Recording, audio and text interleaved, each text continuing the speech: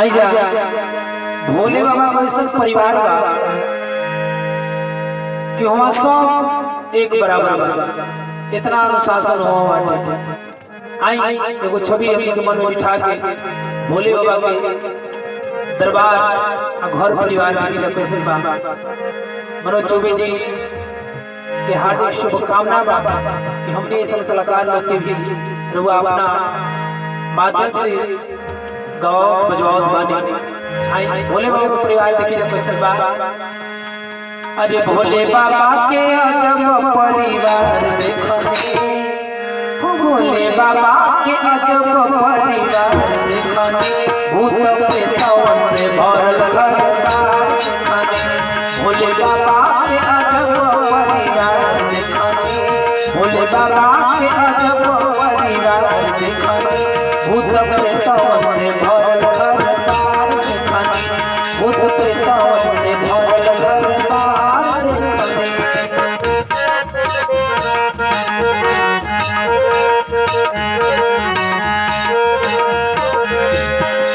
देखो कमानी कि एक ही जगह पर बाग अब दोनों समूह बड़े आ दोनों बुरी नजर से क्यों देखे देखो ऐसा परिवार का बाबा के बैला बाबा के जगह राखे भोले बाबा बैल आबाद के दोनों के एक जगह रखा था कई तरह बैला बाबा के जगह राखे पूरी नजर से दोनों नाता के बैला बाबा के जगह राखे पूरी नजर से दोनों नाता के बैला बाबा के सब व्यवहार देखने बैला बाबा के सब व्यवहार देखने भोले बाबा के अजब परिवार देखने भोले बाबा के अजब परिवार देखने।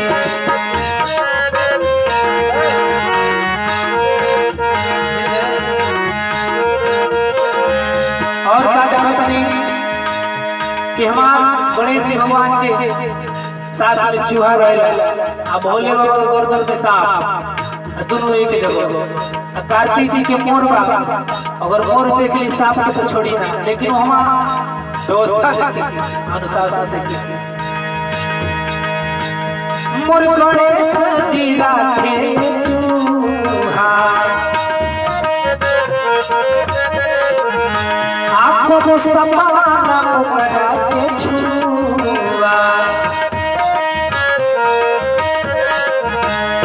मोर गणेश जी राखे चूहा को समाना ओकरा के छुआ सब मोरवा पे करत दुलार देखने ओ सब मोरवा पे करत दुलार देखने भोले बाबा के सन परिवार देखने भोले बाबा के अजब परिवार देखने भोले बाबा